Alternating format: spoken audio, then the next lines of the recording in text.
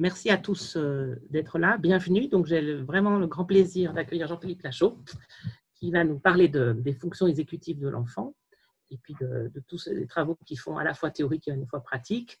Et je vais lui laisser la parole. Vraiment, merci beaucoup. C'est un très grand plaisir de t'accueillir. Et du coup, tu vas voir, il y a beaucoup de succès, parce qu'il y a plein de gens m'ont dit qu'ils allaient venir assister à ta conférence. Et on se réjouit de tout ça. Alors, Jean, je coupe ma vidéo, je coupe mon audio et on te laisse la parole à toi et on répond à toutes les questions après. En tout cas, vraiment, merci beaucoup.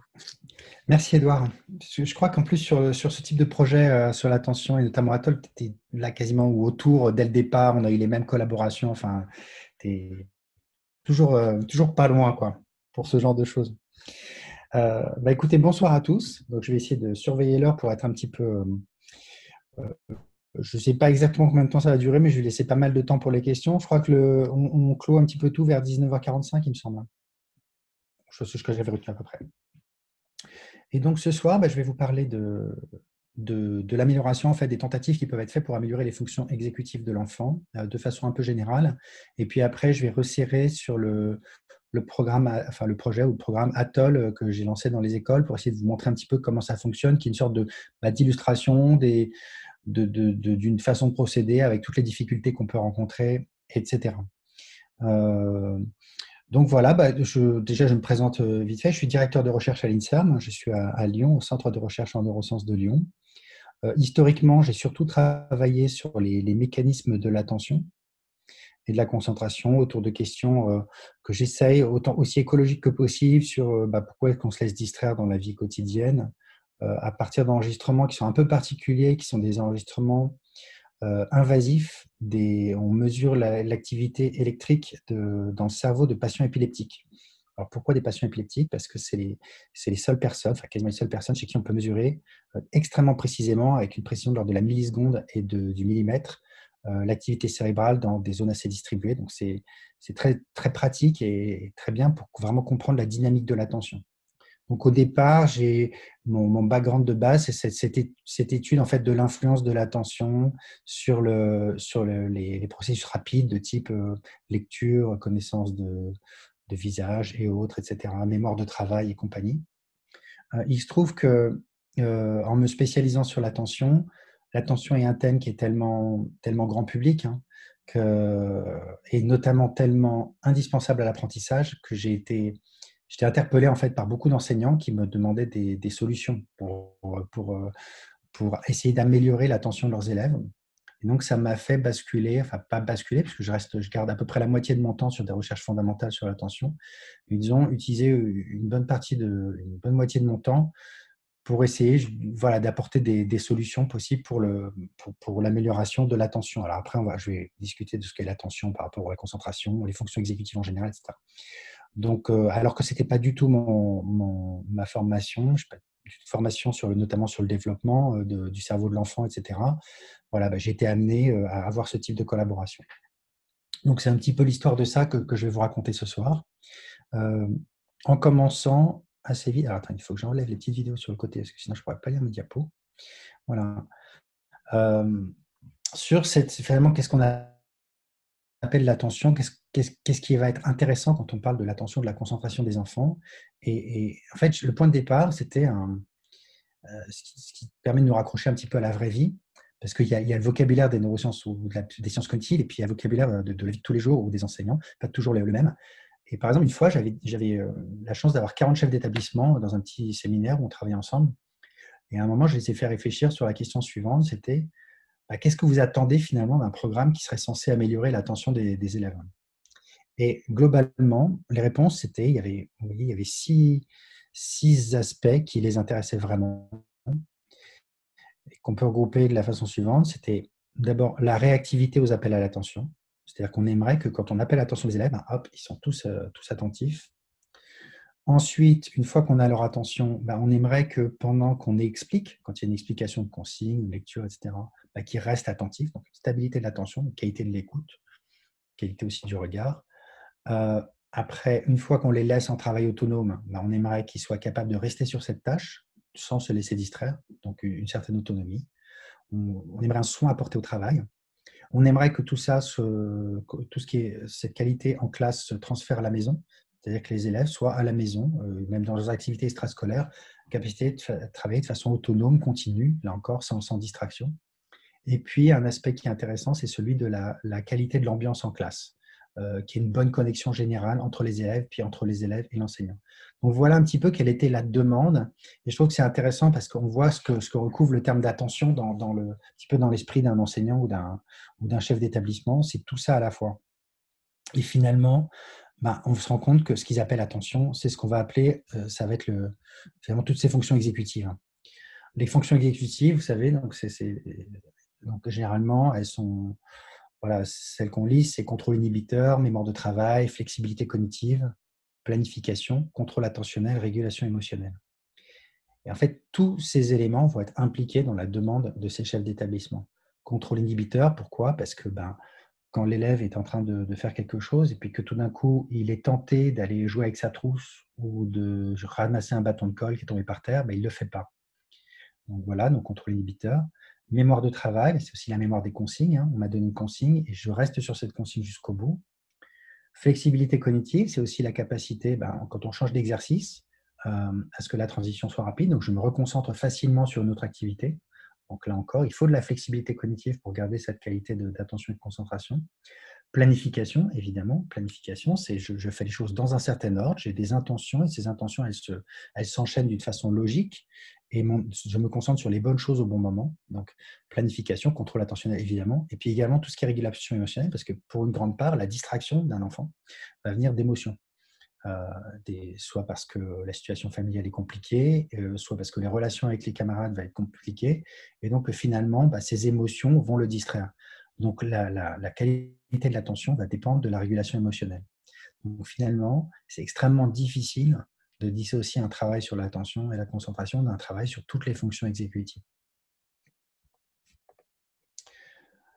Juste pour définir ce que je vais appeler capacité de concentration, avec plus cette casquette de neurosciences cognitives, je vais appeler, pour moi, ça va être une capacité d'ajustement volontaire de la dynamique cérébrale à l'activité en cours, pour maximiser une forme d'efficacité concrètement, c'est-à-dire que il y a différents processus qui sont mis en jeu par le cerveau, qui sont perceptifs, cognitifs, moteurs, etc. Les processus qui sont utiles pour la tâche vont être favorisés et ceux qui ne sont pas utiles à la tâche vont être défavorisés tout le temps de la tâche. Donc, en gros, c'est ça que je vais appeler concentration. Donc, l'attention en elle-même, ça va être l'aspect perceptif et la concentration est un petit peu plus large que ça. Donc, l'intention, dès le départ, on voit que la qualité de l'intention et la capacité à avoir une intention claire va être centrale. Que cherche à faire l'enfant? Pourquoi? Parce que autant le terme attention, on le retrouve beaucoup dans la littérature en neurosciences, autant le terme de concentration lui-même n'existe pas vraiment. On va plutôt parler de ce qu'on appelle goal-driven behavior, c'est-à-dire un comportement qui est dicté, qui est orienté vers un but. Donc, dans ce cas-là, toutes ces fonctions exécutives vont se mettre en place. Il faut qu'il y ait un but. Donc, il faut qu'il y ait une intention. Il n'y a pas de concentration sans intention. Et donc, l'intention va toujours être centrale. Donc, il va falloir travailler cette notion d'intention avec les élèves. Un petit mot quand même pour dire que ce projet d'éducation d'attention, il n'est pas si jeune que ça. Ce monsieur, c'est William James, 1890, Principle of Psychology. Et voilà, dès le départ, il dit cette faculté de ramener encore et encore une attention qui divague, c'est vraiment l'essence, c'est à la racine du caractère, de la force de volonté, et qu'une éducation qui améliorerait cette faculté serait finalement l'éducation par excellence. Donc, c'est pas rien d'essayer d'amener un enfant à avoir un meilleur contrôle sur sa vie mentale et sur son comportement. Donc, les fonctions exécutives en général, donc l'attention et la concentration en particulier, c'est un énorme enjeu. Et donc, dès 1890, et force est de constater que d'une certaine façon, déjà dans le système scolaire, il n'y a pas vraiment, cette éducation n'existe pas, ou pas de façon directe, et donc il faut l'inventer d'une certaine façon. Un papier qui avait fait date de 2011 de Moffitt et collaborateurs, qui montrait que quand on avait donc sur une cohorte de 1037 enfants qui avaient été suivis jusqu'à 32 ans, c'est ça, 96% de rétention, donc ils ont quasiment tous gardé, donc c'est incroyable. Et ils avaient fait des tests de mesure du contrôle de soi, des fonctions exécutives dès très jeunes, et ils ont pu observer des conséquences, une corrélation très positive avec pas mal d'aspects. Donc, les élèves qui avaient ce meilleur contrôle d'eux, mais meilleure fonction exécutive, étaient en meilleure santé, mieux financièrement, c'était moins fait mal, avaient une vie sociale, étaient plus intégrés dans leur vie sociale. Donc, c'est un prédicteur encore plus fort que le quotient intellectuel de la réussite scolaire également. Donc, il y a vraiment un enjeu très fort à éduquer ces fonctions exécutives en général, et puis l'attention et la concentration. Et puis, tout bêtement, hein, des chiffres qui nous arrivent. Là, j'avais vu passer une étude l'an dernier, il y a 2 ans. Tout simplement, l'aspect de santé, quoi. Un quart des conducteurs lisent ou envoient des SMS ou des emails au volant. Donc, ça, c'est vraiment un problème de distraction de l'attention. C'est extrêmement dangereux. Vous voyez que 7% des conducteurs en France là, reconnaissaient avoir failli avoir un accident à cause de l'utilisation de leur téléphone. Donc, c'est aussi bête que ça, mais finalement, déjà, c'est un enjeu de santé publique, l'éducation de l'attention. Et puis, il y a d'autres aspects. De plus en plus, on parle de l'économie de l'attention, c'est-à-dire que notre attention est manipulée à des fins commerciales, par notamment les grandes firmes Internet, mais même globalement, pour vendre quelque chose à quelqu'un, il faut avoir son attention, donc il faut avoir des moyens de contrôler l'attention des gens. Donc, est-ce qu'il n'est pas temps de donner aux enfants, finalement, dès le plus jeune âge, des informations sur ce qu'est l'attention, comment elle fonctionne, ses failles, et leur donner éventuellement des moyens de reprendre le contrôle de leur attention pour décider eux-mêmes à quoi ils accordent leur attention. Et puis, une petite étude qu'on avait faite en 2008 qui montrait comparer l'activité cérébrale lors d'une lecture attentive et inattentive, il y a vraiment des différences majeures. Lorsqu'il n'y a pas l'attention, il n'y a pas l'accès au sens, il n'y a pas la mémorisation. Donc finalement, il n'y a pas d'apprentissage possible. Il n'y a rien qui passe entre l'enseignant et l'élève. Donc, il faut l'attention. L'attention, c'est vraiment c'est un des points fondamentaux, une des choses à mettre en place avant tout apprentissage. Donc, j'espère vous avoir motivé tout ce projet global de travail avec les élèves sur les fonctions exécutives et l'attention et la concentration. Alors, on ne part pas de rien. Il y a beaucoup de choses qui ont été faites finalement, parce que donc, le projet est tellement important qu'il y a beaucoup d'initiatives. Elles ont été revues. Il y a 2 bonnes revues à ce sujet. Qui commencent à dater, mais qui sont encore bien d'actualité. Celle de Diamond Elling est vraiment pas mal, de 2016, hein, notamment sur les critères méthodologiques à appliquer pour vérifier qu'une étude est de bonne qualité. Le travail de Rabipour et Raz est bien aussi, très intéressant. Donc, j'avais mis, ces références sont intéressantes et je vais un petit peu dérouler le fil à partir de là, notamment l'étude de Diamond Elling, pour vous montrer de façon très globale ce qui a été fait finalement, ou ce qui se fait. Enfin, en gros, tout de suite, il y a en gros 6 grandes catégories d'initiatives qui se répartissent de la façon suivante. Entraînement informatisé, neurofeedback, méditation, des interventions en classe, je reviendrai dessus pour détailler ce que ça veut dire, activité physique, activité extrascolaire. Donc, en gros, tout va se retrouver dans ces différents chapeaux.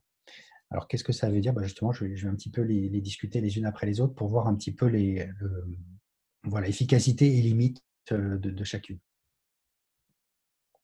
Ce qu'on appelle l'entraînement informatisé, c'est l'idée que de la même façon qu'on peut peut-être entraîner des temps de réaction, les fonctions exécutives, elles doivent pouvoir s'entraîner aussi en faisant répéter encore et encore des jeux qui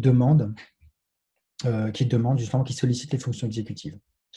Donc, ça peut être, par exemple, des tâches dites N-back, où vous devez mémoriser, où vous avez des suites de lettres. Et puis, si vous voyez 2 lettres qui se répètent, vous appuyez. Ou ensuite, si vous voulez une lettre qui est la même que celle de 2 avant, etc. Donc, ça demande un stockage en mémoire de travail, un updating de la mémoire de travail. Donc, c'est typiquement des fonctions exécutives qui sont sollicitées. Et le pari de ce type d'approche, dont, par exemple, une des approches les plus connues, c'est le programme COBMED, c'est que en travaillant donc de façon spécifique, par exemple la mémoire de travail, et bien après, quand l'enfant va se retrouver dans des situations qui sollicitent la mémoire de travail, il aura en gros une meilleure mémoire de travail. Et qu'on est sur le lien avec l'attention et la concentration, donc une meilleure attention, une meilleure concentration, etc. Le principe, c'est quand même des séances très régulières de 20 à 30 minutes sur plusieurs semaines, donc là de 2 à 15 semaines. Pas mal donc c'est quand même un truc assez intensif. Alors l'avantage de ça, c'est qu'on peut rendre les choses ludiques, c'est-à-dire que l'enfant peut avoir un certain plaisir à faire ce type de jeu. Donc ça, c'est l'avantage principal. C'est extrêmement facile à diffuser, puisque finalement, sur le principe, il suffit que les gens téléchargent le jeu, et puis même chez eux, ils peuvent le faire. Donc, on comprend que ce soit extrêmement attractif sur le principe. Après, il y a quand même débat sur l'efficacité de ce type d'approche. Vous voyez cette étude, la neurosciences éducation, il y avait une revue voilà, dont la conclusion, c'était quand même que, en gros, on manque quand même, euh, de bonnes études vraiment sur l'effet de ces programmes. Globalement, on n'a pas réussi à trancher. C'est vrai qu'il y a un peu de tout. Il y a des études faites par des excellents spécialistes de l'attention qui montrent qu'en fait, ça ne marche pas du tout, globalement, avec la critique principale qui sera la critique du manque de transfert. En gros, c'est très bien, ils deviennent très bons à leur jeu, mais ils ne sont pas capables de reconnaître, les élèves, dans des situations qui sollicitent les mêmes fonctions, ils ne seraient pas capables de reconnaître qu'il faut faire la même chose, finalement. Alors du coup, et finalement, on comprend mieux un petit peu la défense de ceux qui font ce type de programme. Vous voyez ici, là, ce que j'écris, c'est que voilà, si vous voulez être certifié pour utiliser Cogmed avec un enfant, eh bien, il faut être entraîné, être capable de faire du mentoring, c'est-à-dire quoi? C'est-à-dire en fait d'accompagner l'enfant.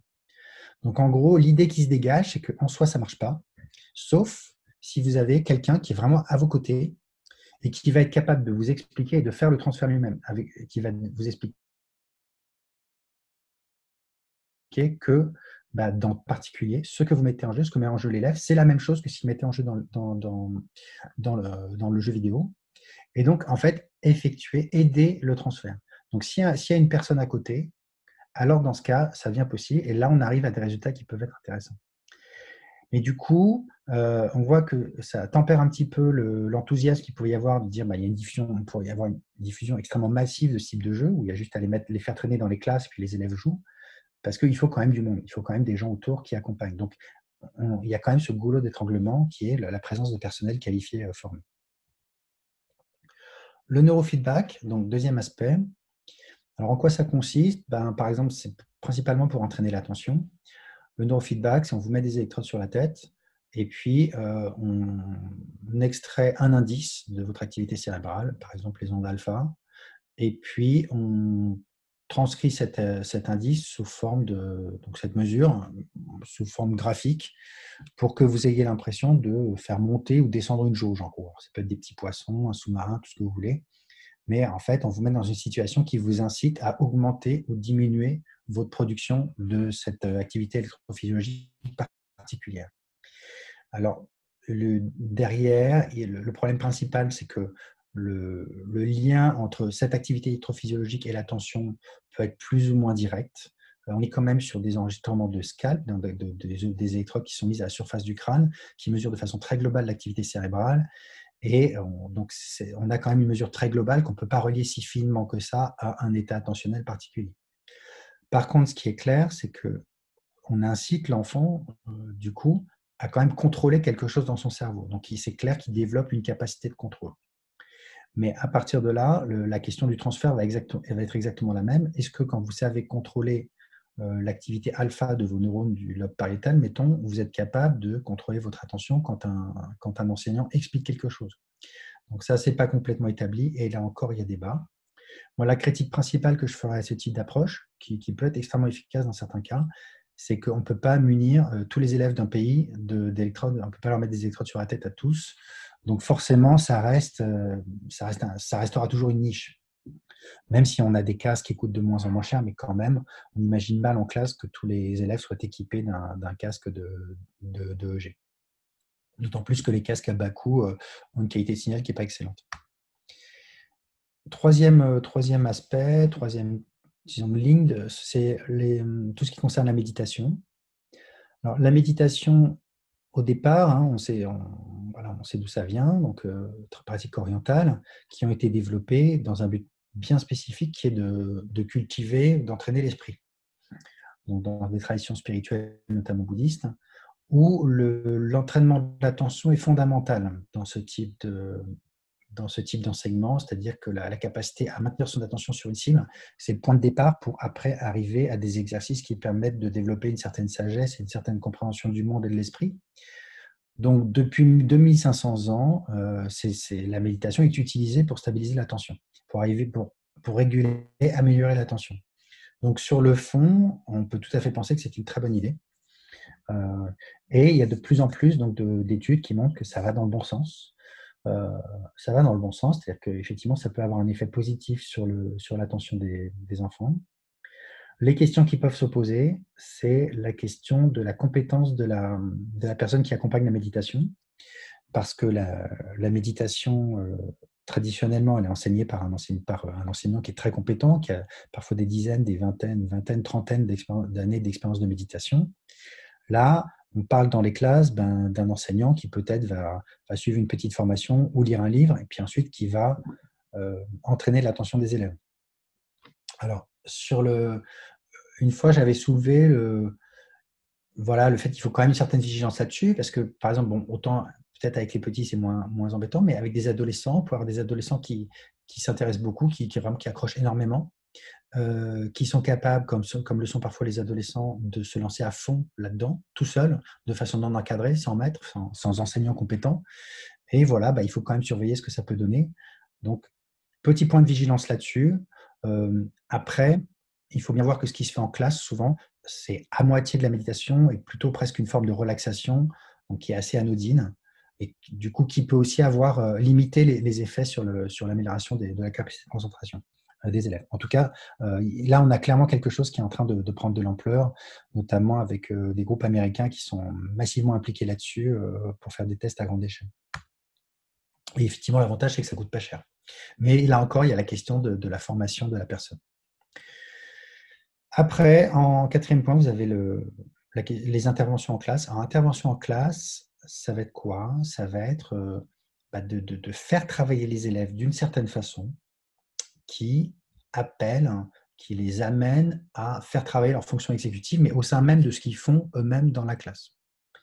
Donc là, c'est dans le papier de Diamond Meaning. Elle cite deux ajustements, comme elle dit, de types d'enseignement qui semblent avoir une efficacité, qui sont la formation Montessori, l'enseignement Montessori, et un programme qui s'appelle Tools of the Mind, qui a été développé aux États-Unis. Alors, bon, Montessori, on connaît mieux. Tools of the Mind, pour vous dire, c'est par exemple, on va demander à l'enfant de verbaliser ce qu'il va faire.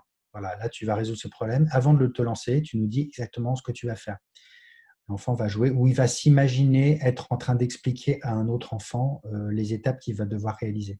Donc, on voit que on n'est pas dans un entraînement spécifique, par exemple de la planification pure. On est vraiment complètement intégré à ce que fait l'élève au quotidien.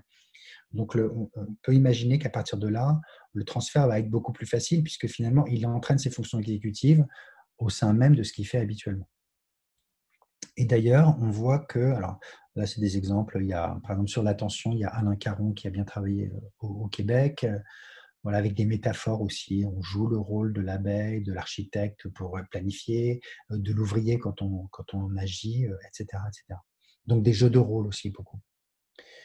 Le Tools of the Mind, c'est un des seuls, à ma connaissance, programmes qui a été vraiment validé par une étude qui était sortie dans Science, justement avec Adele Diamond en premier auteur. Adele Diamond qui n'a pas participé à la conception du programme elle-même, mais en fait, elle s'est beaucoup intéressée à ce programme et qui montrait qu'il y avait une amélioration à des tests standards d'attention lorsque les enfants avaient suivi Tools of the Mind. Alors, pour vous dire quand même, là, on était en 2007, c'est sorti dans Science, c'est un type d'étude où il n'y avait pas eu de test pré. Vous savez que maintenant, de façon quasiment obligée, on teste les enfants avant, après l'intervention, et puis avec un groupe contrôle, etc. Là, par exemple, dans ce cas-là, il n'y avait pas de test pré, donc juste le test post on avait fait l'hypothèse dans l'article, ils avaient fait l'hypothèse que les enfants, a priori, devaient avoir le même niveau avant. Donc, on voit qu'au niveau des contraintes méthodologiques, d'exigences méthodologiques, on a quand même pas mal évolué depuis cette époque-là. Mais alors, quand on regarde un petit peu au microscope, on voit que c'est quand même pas quelque chose de léger, puisque vous voyez, donc les personnes qui ont développé ces programmes, Tools of the Mind, au début, ont essayé de le faire un petit peu en plus dans la classe.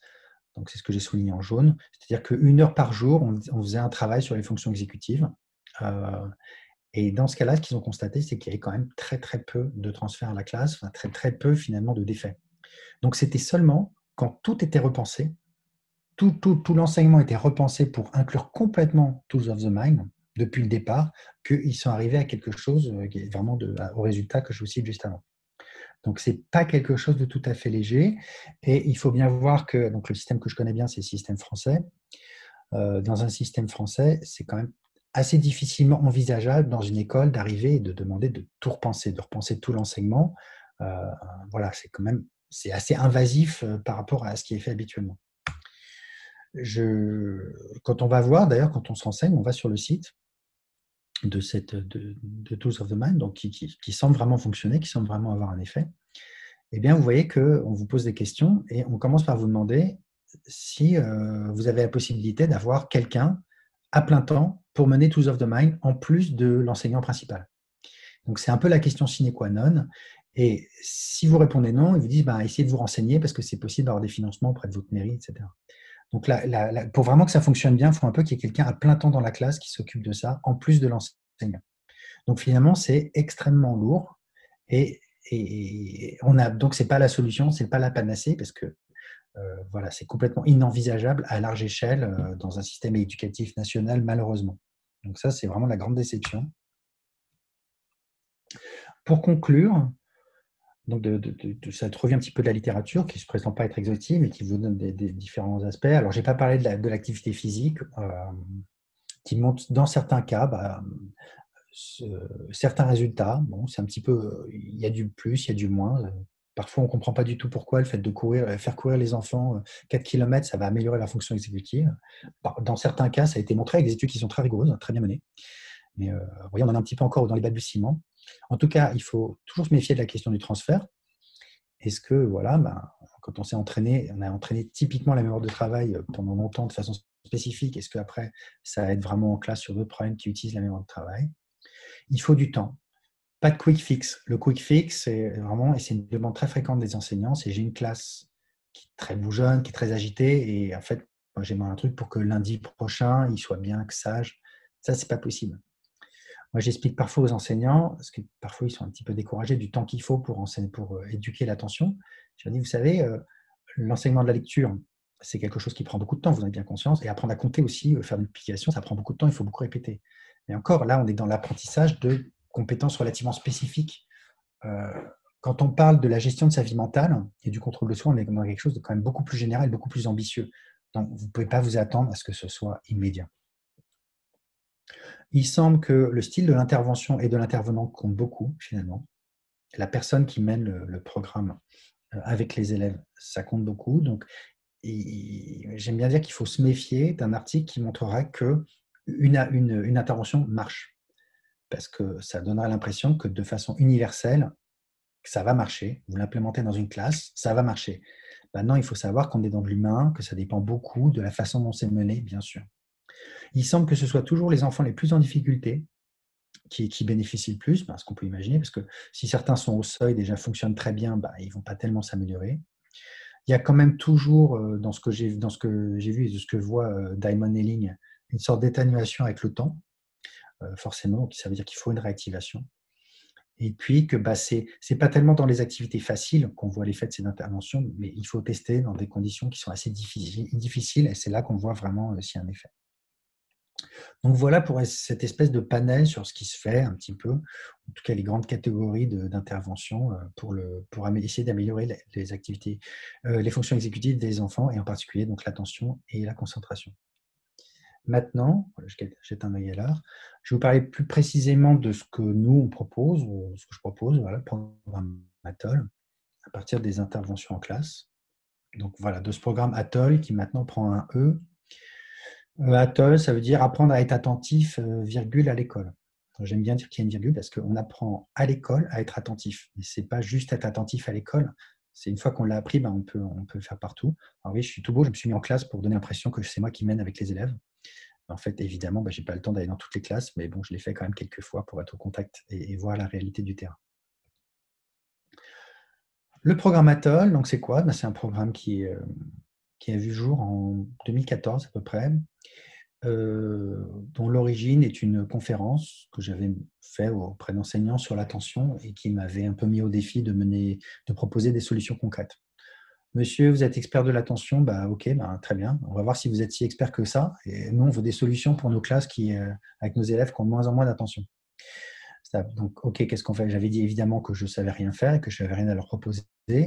Mais grâce à un financement de l'Agence nationale pour la recherche française, on a pu se poser tranquillement avec un groupe d'enseignants, deux écoles principalement. Enfin non, pas deux écoles, deux institutions, et puis finalement 6-7 écoles, des élèves de classe élémentaire en France, donc de 6 ans à 11 ans à peu près. Et puis, enfin, ça incluait le début du collège, hein, ce qu'on appelle la 6e, 5e même. Et surtout, donc, un groupe d'enseignants pour co-construire le programme. La façon dont ça a été développé, c'est que j'avais une certaine idée de ce qu'il fallait enseigner aux élèves, mais pas du tout de la manière dont il fallait l'enseigner.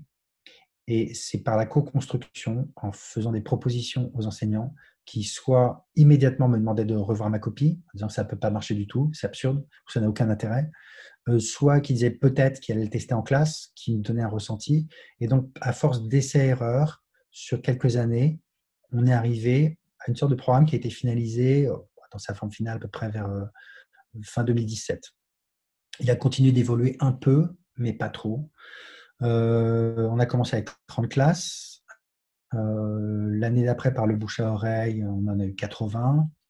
Ensuite, il y a tout un département qui est arrivé en disant, nous, ça nous intéresse cette année, on a 450 classes. Et maintenant, donc on a ouvert en termes national. Maintenant, le programme est disponible sur un site gratuitement et on a une cinquantaine de téléchargements par semaine depuis 1 an et demi maintenant. Donc, ça commence à faire pas mal de monde. Le financement lui-même s'est arrêté fin 2018. Donc là, on essaie de fonctionner sur un système qui ne coûte rien, si possible. Je vais maintenant vous décrire, vous montrer un petit peu la philosophie de ce programme, comment il fonctionne, sans rentrer complètement dans le détail, mais pour quand même vous ayez une certaine idée. Donc, vous avez vu que en ayant pris conscience de ce qui avait été proposé, on voit quand même qu'il y a un manque. Le manque principal par rapport au programme qui peut-être serait le plus efficace, qui est Tools of the Mind, c'est que pour une grande diffusion, il faut que ce soit l'enseignant qui soit capable de mener en classe sans avoir d'aide. Ça paraît vraiment important. Donc, il faut arriver à ça. Et puis après, il y a des tas de petites choses qu'on peut améliorer ou qui peuvent être, disons, plus spécifiquement adaptées pour la question de l'attention. La philosophie principale, point de départ, c'est que l'élève va être rendu responsable de sa propre attention. On ne travaille pas du tout sur l'enseignant, enfin, pas directement. C'est-à-dire que moi, j'ai pris le parti pris de ne pas expliquer aux enseignants comment faire leur métier. Je considère que c'est leur métier, ils savent faire, ou alors c'est à eux d'y réfléchir, mais le chercheur qui n'a jamais mené une classe, qui n'a jamais vu d'élèves, ne va pas commencer à dire aux enseignants, bah, maintenant vous allez faire comme ci, comme ça. Par contre, bon, il y a un effet cheval de Troie qui fait qu'après, et vous verrez, les enseignants quand même ont tendance un petit peu à changer certaines pratiques, mais ce n'est pas moi qui leur dis directement. Je m'intéresse à l'enfant. Qu'est-ce que, parmi toutes les choses que tu peux contrôler, qu'est-ce que tu peux contrôler pour améliorer ton attention en éliminant tout ce que tu ne peux pas contrôler? Tu ne peux pas contrôler si la matière t'intéresse ou non. Tu ne peux pas contrôler s'il fait beau ou pas beau, si ta classe te plaît ou non, voilà, etc., etc. Qu'est-ce que tu peux contrôler? Donc, je recentre sur ce que l'élève peut contrôler. Surtout, on ne force jamais les élèves à être attentifs. Il ne s'agit pas de les transformer en bons petits soldats. On essaie juste de leur en donner le goût et des moyens de l'être quand ils le choisissent. Puis simplement, au moins qu'ils comprennent ce qu'est l'attention, comment ça fonctionne. Alors, il y a un peu de neurosciences dans Atoll, mais finalement pas énormément. Vous verrez que finalement, c'est des techniques qui sont un petit peu vieilles comme le monde, qui n'ont rien de révolutionnaire, qui sont juste organisées. L'intérêt des neurosciences cognitives, particulièrement, ça va être par la force de conviction, j'ai envie de dire. C'est-à-dire que, j'ai mis ces images-là, vous pouvez expliquer à quelqu'un que c'est pas bien de fumer ou que c'est mauvais pour la santé. Très bien. Mais cette personne peut tout à fait vous dire, oui, mais certes, mais pas pour moi. Moi, je suis différent. Moi, je ne fonctionne pas comme ça. Moi, mon corps est différent. Moi, ça ne me fait pas du mal.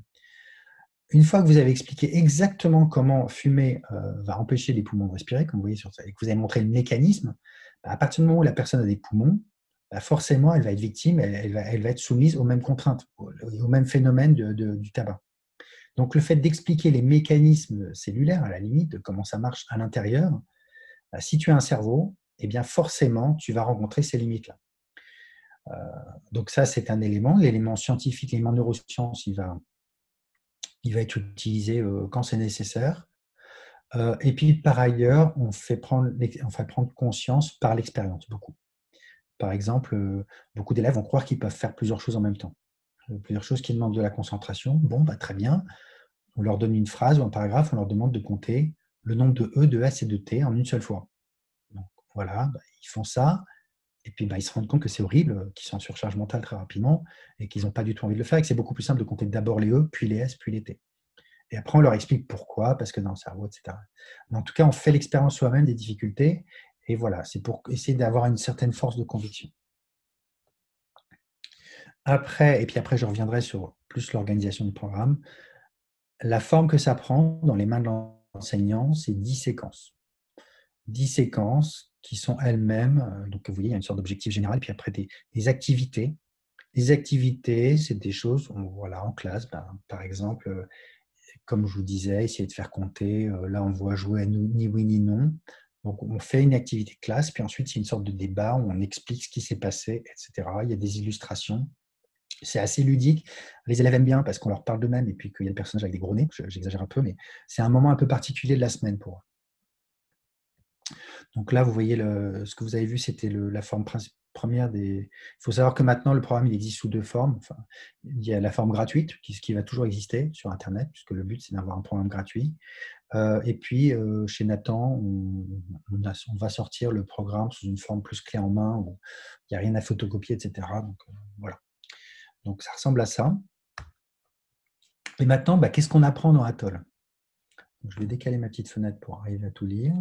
Voilà. Parce que les vidéos sont très belles, mais je les… Voilà. Donc, comme je vous dis, il y a 10 séquences. En gros, les deux premières séquences, c'est on présente l'attention. C'est logique. Programme Atoll, qu'est-ce qu'on va apprendre dans Atoll. On essaie quand même de susciter l'adhésion et l'intérêt pour la question de l'attention, en faisant un petit peu un point sur l'existant, parce qu'ils ne partent pas de zéro, les élèves. Ils ont une certaine compréhension de ce qu'est l'attention. Même certains ont des trucs. Donc, on définit l'attention, on contraste en classe une situation d'attention et d'inattention. Il y a un jeu de rôle, d'ailleurs. On fait exprès de ne pas écouter un élève qui doit nous raconter son week-end. Et puis, voilà, on demande aux autres qu'est-ce qui s'est passé, qu'est-ce qui manquait, à quoi vous avez vu que je n'étais pas attentif, etc. Donc, qu'est-ce que ça apporte, l'attention? On parle du besoin de l'attention. On retourne, en fait, parce que autant souvent, c'est l'enseignant qui demande l'attention des élèves, mais en fait, les élèves ont aussi très souvent besoin de l'attention des autres, ne serait-ce que quand ils racontent, quand ils ont un problème. Donc, à quel point l'attention est importante. Donc, voilà, du point de vue expérientiel, on le fait vivre. Partage de bonnes pratiques, etc. Et puis, on va arriver à très rapidement une sorte de code qui est un code pour signaler aux élèves qu'on n'a pas tout le temps besoin qu'ils soient hyper attentifs. Ça, c'est une chose qui est assez peu enseignée, mais qui est toute bête. C'est que quand vous avez une heure avec des élèves, vous n'attendez pas qu'ils aient un niveau d'attention maximal tout le temps, pendant une heure, d'abord parce qu'ils en seraient bien incapables. Les élèves, eux, ne sont pas tout à fait au courant de ça, donc ils ont l'impression que vous avez envie qu'ils soient attentifs tout le temps, mais ils savent qu'ils ne vont pas y arriver. Pourquoi ne pas leur demander, leur préciser exactement à quel moment vous avez besoin d'une attention un petit peu maximale, un peu moyenne, etc. Donc il y a un code pour ça. Vous voyez, c'est quand même très bête. Derrière, il y a quand même, c'est des trucs de psychologie cognitive vraiment de base, qui est que quand on vous prévient qu'il faut être attentif, vous êtes plus attentif. C'est ce qu'on appelle signal avertisseur. On sait que ça marche, c'est vieux comme le monde. Ensuite, les séquences 3 et 4. Alors, au passage, oui, il y a une métaphore qui va revenir tout le temps. C'est la métaphore de la poutre. Quand on a un exercice à faire, il y a un point de départ, un point d'arrivée, point A, un point B. C'est comme traverser une poutre. Le long de cette poutre, on va être déstabilisé. Donc l'attention va être déstabilisée. Il va falloir réagir à cette déstabilisation. L'attention, ça va être ça. Ça va être d'essayer de garder l'attention stable malgré l'effort. Les élèves s'approprient très, très facilement ce type de vocabulaire. Et après, ils vont être capables de dire maîtresse, là, je suis tombé de ma poutre à tel moment. Donc, ouais, on développe cette espèce de regard sur sa propre attention. Il y a à travers dans tout Atoll, il y a quand même cette volonté déjà de déculpabiliser. C'est normal d'être distrait parfois. Ce qui compte, c'est pas de se dire qu'on est nul, mais de comprendre ce qui s'est passé. C'est vraiment, ça c'est le filigrane, c'est le fil rouge à travers Atoll. Et puis, vous voyez, c'est aussi l'idée de remplacer les consignes de concentre-toi ou fais attention, des consignes qui sont vagues, qui ne veulent rien dire à l'enfant, rien dire pour l'enfant, à des choses beaucoup plus explicites que l'enfant sait mettre en place. Séquence 3, 4, c'est leur expliquer pourquoi est-ce qu'il se laisse distraire. Donc, il y a des grands systèmes qui sont bien connus, qui dans le cerveau, qui déstabilisent l'attention. On va leur parler un petit peu du cerveau à ce moment-là. On va parler de deux grands systèmes. Un système qui est celui qui est appelé système préattentif, qui est le système qui va faire que quand vous conduisez et qu'il y a un cycliste qui passe la nuit avec un gilet jaune fluo, ça va attirer votre attention. Ou quand il y a une ambulance qui arrive, ça attire votre attention. Donc, c'est un système de réorientation réflexe de l'attention vers des choses qui sont saillantes. Ce système, il est dans tous les cerveaux et c'est évidemment une force de distraction, mais qui est aussi utile dans bien des cas. Et puis, on va leur parler du circuit de la récompense.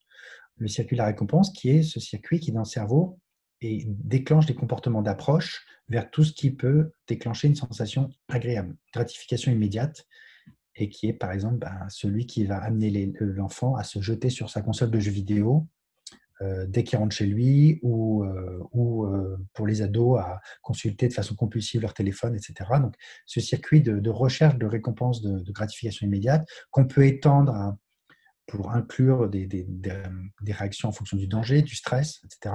Donc, ce circuit, on leur explique. Et une fois qu'on leur a expliqué, on leur apprend à ressentir, c'est d'identifier les moments où ces deux systèmes agissent. Vous voyez, donc prise de recul par rapport à ça.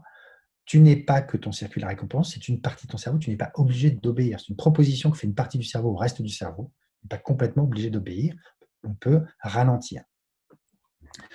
Donc voilà, donc comprendre ce qui s'est passé. En fait, on comprend, on identifie. Tiens, voilà, je ressens ça à ce moment-là, voilà ce qui se passe. Et puis ensuite, on régule. À partir de là, donc il y a des affiches qui sont collées en classe et qui vont permettre, à différents moments de l'année, de signaler à un élève, tiens, là je t'ai vu de regarder par effet, est-ce que par hasard, ce ne serait pas ton circuit de récompense? Alors, il y a des petits vocabulaires d'atoll, neuronément, etc. Bon, je vous passe tout ça. Mais voilà, on fait référence pour qu'au fur et à mesure, par la répétition, l'élève imprime que dans son cerveau, il s'est passé ça, à ce moment-là. Donc, on a à peu près terminé le registre de la métacognition. Quand on arrive aux séquences 5 et 6, on va être plus sur des outils maintenant réels. Donc, sur la concentration, qu'est-ce qui, au contraire, stabilise l'attention? Pourquoi est-ce qu'on n'est pas tout le temps distrait, après tout? Donc, on leur parle de système exécutif, cortex préfrontal, du fait que la concentration, être concentré, c'est maintenir en mémoire une intention. Et une intention, de ce qu'on cherche à faire, c'est maintenir en mémoire. Et une fois qu'on a une intention claire, le cerveau va être capable de faire le tri entre ce qui est important et pas important par rapport à cette intention. Et on va leur montrer toutes les limites de ce système de maintien en mémoire des intentions, du fait qu'il est très inefficace quand on a plusieurs intentions en même temps, puisque ça crée des compétitions entre des systèmes neuronaux. Cette mémoire est volatile, on oublie assez facilement son intention. Et donc, il va falloir, autant que possible, se resserrer sur des intentions qui sont plutôt claires, concrètes et à court terme. Donc, évidemment, on leur explique ce qu'est une intention par le jeu, par l'activité, etc. Donc, quand on arrive à la séquence 6, il y a un gros travail qui est fait avec eux pour arriver à ramener des situations de tâches complexes où ils ne savent pas dans quelle… Leur attention peut complètement se diluer et partir dans tous les sens, à une série d'étapes simples avec une intention très claire où ils savent exactement ce qu'ils cherchent à faire. On est capable de leur demander à un moment, qu'est-ce que tu cherches à faire? Voilà, l'élève est capable de dire, voilà exactement ce que je cherche à faire. Ce qu'on avait appelé des mini-missions. Donc, on va essayer de définir, à partir de tout ça, les conditions idéales pour la concentration, qui vont être un contexte qui minimise l'action des deux systèmes de distraction, que j'ai passé en vue, et qui va maximiser l'efficacité du troisième système, qu'on peut appeler attention volontaire, pour apprendre à agir avec une intention unique et claire. En dissociant bien, et ça c'est important, planification, exécution. Je réfléchis à ce que je dois faire, l'ordre des étapes, et ensuite je les exécute. Finalement, là on est dans quelque chose d'assez proche de ce que fait Tools of the Mind quand on demande à l'enfant de verbaliser la séquence d'action qu'il va devoir mener. Voilà, comment me constituer, moi en tant qu'élève, maintenant, et avec mes moyens, un contexte physique et mental qui est favorable à la concentration. Normalement, on en est là quand on arrive quand on a fini la séquence 6. 7 et 8. Alors, ce n'est pas parce qu'on a une intention claire, qu'on sait exactement qu'on doit lire son énoncé de maths, par exemple, qu'on ne va pas quand même se laisser distraire.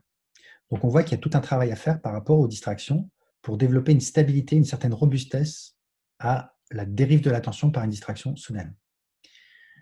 Donc, ces systèmes, ils ont été expliqués, et système préattentif, système circuit de la récompense, on leur a montré que ces systèmes agissaient de façon extrêmement rapide, puisque c'est vraiment, on est dans l'automatisme, et finalement, la seule parade à ça, la rapidité de ces systèmes, ça va être de développer des automatismes de restabilisation de l'attention. Coup de chance, l'attention et le corps sont extrêmement couplés. Donc, quand votre attention est déviée, généralement, elle est déviée dans l'espace, quelque chose attire votre attention sur le côté, et même à la limite pour une distraction mentale, il y a aussi une forme de déplacement dans l'espace qui peut entraîner le corps. Les yeux vont bouger, vous allez commencer à regarder, votre tête va bouger, votre posture, vous allez vous-même, si vous pensez à du chocolat ou au téléphone, vous allez vous mettre en action pour aller chercher votre téléphone ou du chocolat. Donc, le corps est mis en action par la distraction, sous l'influence de la distraction. Donc, finalement, on est même au-delà de la métaphore du sens de l'équilibre, parce que c'est vraiment une sorte de résistance par le corps, de tranquillement ramener le corps, les yeux, la tête, le regard, etc., sur sa cible initiale pour développer cette stabilité. Et on leur dit, il y a beaucoup d'activités sportives qui demandent de développer un sens de l'équilibre, qui sont en fait de remarquer très tôt qu'on part, qu'on perd l'équilibre, que la posture bouge, pour la ramener tranquillement, ramener en fait assez rapidement, être sur une poutre, faire du ski, du judo, etc. Et en fait, ce qu'on va leur demander, c'est le même type de travail, en leur expliquant que finalement, toutes les heures de classe, toutes les heures passées en classe sont des moments pour développer ce sens de l'équilibre attentionnel. Donc, on va être là-dessus, voilà, avec un pendant sur les distractions externes, un bruit dehors, quelqu'un qui se tourne vers nous, et également une séquence sur les distractions internes, en identifiant des distracteurs internes, images mentales, donc ça peut être sous forme d'images mentales, d'émotions, de petites voix, etc. Donc, ils ont vu tout ça, ils sont capables de les reconnaître. Donc, l'image du funambule va être beaucoup utilisée. Dernière séquence, 9 et 10, elles vont être utilisées pour répondre à la question, qui est une question enfantine, mais une excellente question, complètement incontournable. Oui, mais concrètement, que dois-je faire pour me concentrer ? Monsieur, madame, maîtresse, maître, vous me demandez de me concentrer, qu'est-ce que je dois faire ? Expliquez-moi ce que je dois faire et je le ferai, je me concentrerai, mais si vous ne m'expliquez pas, je ne le ferai pas. Eh bien, on leur explique, tâche par tâche, exactement ce qu'ils doivent faire pour se concentrer. Je prends un exemple qui est dans Atol, un exemple où on demande à un élève de prendre un verre d'eau, remplir à bord et de le déplacer sur une table, sans renverser. Donc, ça demande de la concentration. On dit, comment est-ce que tu expliquerais à un camarade ce qu'il doit faire pour se concentrer ? Évidemment, il est très embêté parce qu'il ne sait pas faire. Il dit, concentre-toi, voilà. Donc, on lui montre que parmi tout ce qu'il peut percevoir du monde, de lui-même, etc., il y a une perception qu'il doit dominer qui est plus importante. Il faut qu'il perçoive bien la distance entre l'eau et le haut du verre. C'est ça qu'il faut regarder. C'est visuel, c'est cette perception qu'il faut privilégier. Et il ne s'agit pas d'être passif, mais il s'agit de réagir, de bien contrôler les mouvements de sa main. Voilà, donc on fait attention, ça c'est un contrôle pour que les choses se passent bien, avec une intention claire qui est que l'eau ne se rapproche jamais du haut du verre. Donc il y a 3 composants, une composante de perception, d'intention, une intention très claire, et une manière d'agir pour que tout se passe bien, donc qui est de bien contrôler les mouvements de sa main. Et à partir de là, on a ramené la consigne vague de se concentrer à une série de choses que l'enfant peut parfaitement faire. À partir du moment où il décide de le faire, il peut le faire. Il peut décider de faire attention à la distance entre l'eau et le verre. Il ne peut pas dire qu'il ne sait pas faire, c'est évident. Il ne peut pas dire qu'il ne sait pas contrôler les mouvements de sa main, et il ne peut pas dire qu'il ne peut pas vouloir que l'eau n'atteigne jamais le haut du verre. Donc, on ramène cette consigne d'attention à quelque chose, voilà. Il suffit que l'enfant décide de le faire pour qu'il y arrive. Donc après, si l'enfant ne le fait pas, c'est qu'il n'a pas envie, c'est qu'il n'est pas motivé pour le faire, mais en tout cas, on lui a donné les clés. Donc c'est vraiment ça, ces histoires de programme attentionnel, de PIM, on appelle ça PIM, perception, attention, manière d'agir, pour des actions du corps, pour des actions mentales, vraiment ramener à quelque chose d'extrêmement explicite pour l'enfant, qui peut être amené à, également pour comprendre une explication, etc. Alors, on va avoir besoin d'un vocabulaire commun, métacognitif, imagé, entre l'enseignant et les élèves, par exemple, pour désigner, quand il faut faire attention, quand par exemple, on apprend une poésie, l'attention va devoir se porter sur peut-être la poésie qu'on récite avec sa petite voix. Quand on se la récite dans sa tête, voilà, il faut avoir utilisé, on utilise le mot petite voix pour que les élèves sachent exactement de quoi il est question et à quoi on leur demande de faire attention. Ou quand on leur demande de se fabriquer une image mentale du mot renard, par exemple, il faut qu'ils aient compris ce que c'était une image mentale et ce que ça veut dire que de se fabriquer une image mentale, etc., etc. Et donc, on arrive à des choses aussi concrètes que comment me concentrer quand quelqu'un m'explique un chemin. Donc, ils ont une série de petits répertoires de CPIM qui peuvent déclencher à tout moment pour se concentrer. Et là, on a fait le tour du programme Atoll. 19h04, donc ça va, je ne suis pas trop en retard. Donc, première partie, c'était l'éventail des solutions proposées à l'heure actuelle. La deuxième partie, donc, je vous ai parlé de la spécificité d'Atoll, du programme Atoll. Maintenant, voilà quelques commentaires généraux sur, par exemple, la validation du programme et sa diffusion, etc., etc. Donc, dans le cadre du projet ANR qu'on avait, on avait comme mission de faire une validation qu'on a fait un peu comme on pouvait à l'époque et qui a donné, voilà, vous voyez, donc ça, on avait des CE1, des CE2, des CM1, des CM2 et des 6e. Donc, des enfants qui sont entre 7 ans et 11 ans, en gros, avec des petits effectifs, mais avec quand même, en matchant bien un groupe contrôle et un groupe actif qui menait Atoll. On n'avait pas eu de contrôle actif. Vous savez qu'il est toujours recommandé d'avoir un contrôle actif, c'est-à-dire des enfants qui suivent un programme qui n'est pas Atoll, mais qui suivent un programme quand même. Il y a des grands débats sur ce que doit être un contrôle actif. Donc, contrôle passif, c'est que les élèves ne font rien d'autre que le programme habituel. Le contrôle actif, ce serait donc idéalement, ce serait un programme qui aurait les mêmes propriétés qu'Atoll, c'est-à-dire qui parle des élèves, qui soit très engageant, qui leur parle d'eux-mêmes, donc qui soit aussi attractif en termes de visuel, puisque Atoll est assez attractif en termes de visuel, avec ses images, etc., avec des professeurs aussi motivés par ça. Et pour vérifier que ce n'est pas juste le fait que vous avez un enseignant qui est motivé et puis il y a quelque chose de rigolo, qui pourrait créer une relation particulière avec les élèves, qui ferait que les élèves, du coup, soient plus attentifs ou plus en lien avec l'enseignant, etc. Donc ça, ce serait le genre de choses à contrôler qu'on n'avait pas fait là. Alors, d'une certaine façon, on pourrait dire que comme Atoll est mené par les enseignants, le contrôle passif où le même temps est utilisé et finalement est consacré à des interactions entre l'enseignant et sa classe, mais juste pour faire de l'histoire, du français, etc., pourrait être vu comme une sorte de contrôle actif d'une certaine façon. Donc, il y a une sorte de petit débat méthodologique là-dessus. Enfin, en tout cas, on en est là. Mais globalement, je vais quand même vous montrer qu'on n'est pas très content de ce qu'on a fait. Il faut faire son autocritique.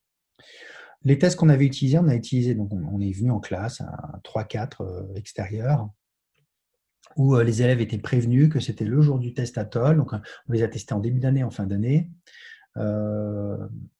Il y avait des tests qui sont, ce que vous voyez ici, c'est des tests neuropsy standards qui sont utilisés pour évaluer la capacité de concentration de l'attention des enfants.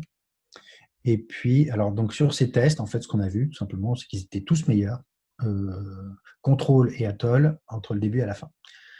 Donc voilà, ils ont tous progressé, gain de vitesse. Alors, on ne peut évidemment pas exclure que la deuxième fois, tiens, c'est le test qu'on avait fait, ils avaient développé une stratégie la première fois dont ils se sont souvenus, etc. Donc là, rien de particulier à signaler, en tout cas, rien de très convaincant en ce qui concerne Atoll. La deuxième partie, la partie principale en fait, du test, elle utilisait un test sur tablette qu'on avait développé, qu'on a développé au laboratoire, qui est un test qui est le test suivant. Donc, chaque essai est constitué de la façon suivante. Vous voyez une lettre qui apparaît à l'écran. Cette lettre disparaît immédiatement. Elle est remplacée au bout d'une demi-seconde par 4 lettres. Et vous devez appuyer d'un côté ou l'autre de l'écran selon que vous voyez ou non la première lettre parmi les 4. Donc, c'est une recherche visuelle qui est mise à jour à chaque essai, qui est très bien pour tester la stabilité la capacité de concentration dans le temps, parce que il faut de la mémoire de travail, il faut de la recherche visuelle. Il se trouve que dans ce test, on a complètement élucidé le réseau cortical qui est impliqué pour sa réalisation, et c'est complètement le système exécutif et le système attentionnel dorsal. Enfin, on est complètement dans une tâche vraiment qui demande de la stabilité de l'attention. Il y a un essai toutes les 2 secondes en gros. c'est sur 2 minutes. Donc, on se retrouve avec beaucoup d'essais sur lesquels on peut tester une stabilité de temps de réaction. Et c'est ça qui va être notre mesure principale. Donc, c'est un test qui, au passage, a été normé sur 7000 personnes. Donc, c'est un très bon outil. Et ce qu'on a vu, c'était que, bon, en termes de vitesse, les élèves, pareil, entre le début et la fin, que ce soit les contrôles ou les atoliens, s'amélioraient, ils étaient plus rapides. Le résultat le plus intéressant, finalement, de tout ça, c'était que, en termes de stabilité et temps de réaction, les enfants qui avaient suivi Atoll avaient une meilleure stabilité après Atoll qu'avant, alors que les contrôles n'avaient pas de différence. Voilà, donc on aurait pu être ravis, voilà, lancer les chapeaux en l'air, etc., en disant ça y est, effectivement, on voit des publications avec ce type d'effet-là voilà, où c'est publié. Moi, je n'étais pas réellement satisfait parce que quand on regarde les courbes, les 2 nuages de points de gauche, contrôle Atoll, pour ce qui est de la stabilité, on voit qu'en fait, finalement, l'effet significatif d'Atoll, si on regarde bien, il est dû finalement à quelques points qui se situent au bon endroit, mais ce n'est pas un effet vraiment majeur, un gros décalage de tout le nuage. Donc, c'est un effet que moi, personnellement, même s'il est significatif et qu'il aurait pu être publié, il est quand même globalement, à mon avis, faible. Et puis, il y a plein de problèmes avec la méthodologie, et je vais revenir là-dessus. Voilà. Le problème, c'est au niveau des problèmes des tests neuropsys papier-crayon, eux-mêmes posent problème. Les premiers, pas le test sur tablette, mais l'autre, ça pose problème parce qu'on confond vitesse et stabilité de l'attention. Donc, à mon avis, il faut les exclure. L'autre problème, c'est qu'il y a quand même un effet majeur de l'effet visite des chercheurs. C'est-à-dire qu'à partir du moment où vous avez des chercheurs qui viennent en classe un jour pour tester la concentration des élèves, les élèves sont prévenus, c'est un jour spécial. C'est un jour où ils vont être particulièrement en forme, ou particulièrement motivés, ou je ne sais pas, ou particulièrement démotivés, mais en tout cas, ce n'est pas du tout un jour comme les autres. C'est un peu, moi, j'avais discuté avec quelqu'un qui enregistrait vous allez voir le parallèle, des bruits écologiques dans la jungle. Et au départ, les chercheurs y allaient avec leur micro pour enregistrer les bruits de la jungle. Et curieusement, ils n'avaient pas beaucoup de bruits d'animaux, parce qu'ils étaient là et que, évidemment, quand vous avez des individus qui sont là, des êtres humains, l'ambiance sonore n'est pas du tout la même. Donc maintenant, ce qu'ils font, c'est qu'ils mettent des micros qu'ils accrochent, etc. Et puis surtout, ils partent. Donc on a fait cette erreur, on était dans la classe avec les élèves. Donc il faut, à mon avis, à l'avenir, quand on teste l'attention des élèves, il faut absolument qu'il n'y ait personne dans la classe, à part des personnes dont les enfants ont complètement l'habitude. Et puis par ailleurs, on a utilisé des tests parce qu'on voulait faire comme les chercheurs, avec des tests standards qui mesurent l'attention, etc. Mais le gros problème, c'est que ce n'est pas du tout ce que les élèves font en classe. Les élèves ne font pas ça en classe. Donc on est en train de complètement repenser l'évaluation de façon à ce qu'elle soit presque déjà extrêmement facile à coder pour les enseignants, que ce soit les enseignants qui fassent passer, que ça puisse se faire plusieurs fois et que ça ressemble à ce que les élèves fassent en classe, que ce ne soit pas un truc un peu spécial qui du coup change la motivation, etc., qui a un effet de nouveauté. Donc il y a énormément de biais quand on veut mesurer l'attention en classe qu'il faut absolument éviter. On est tombé à peu près dans tous les pièges possibles. Donc pour l'instant, je reviendrai là-dessus, je ne vais pas trop détailler, mais on a le mode d'évaluation, si vous voulez, était complètement décalé par rapport au retour des enseignants qui, eux, s'intéressaient beaucoup au fait que les enfants reprennent les techniques à la maison. Pour ça, on ne l'a pas du tout évalué. Qu'il y avait une progression dans le soin apporté au travail. Tout ça, c'est des anecdotes, des rapports d'expérience. On ne l'a pas testé. Que ça faisait bouger les pratiques enseignantes. On ne l'a pas testé. Qu'il y avait une influence sur le climat scolaire. On ne l'a pas testé. Qu'ils étaient plus concentrés etc., etc. Qu'ils étaient déculpabilisés. On ne l'a pas testé non plus. En fait, je pense qu'on n'a rien testé de ce qu'il fallait tester. Si on revient sur les critères de réussite que j'annonçais au début, on n'a rien testé de tout ça. Donc, on est complètement en train de repenser ça, mais cette fois vraiment dans un partenariat très sérieux avec pas mal de groupes d'enseignants pour faire un truc vraiment bien. Et puis, on sait, donc juste ce papier, à quel point il est difficile d'évaluer dans des situations vraiment écologiques parce que vous ne contrôlez pas grand-chose. Donc, on se trouve confronté à tout ça. Je vois que j'ai un petit peu de temps quand même pour que vous ayez un petit peu de viande, que vous ayez un petit peu de concret.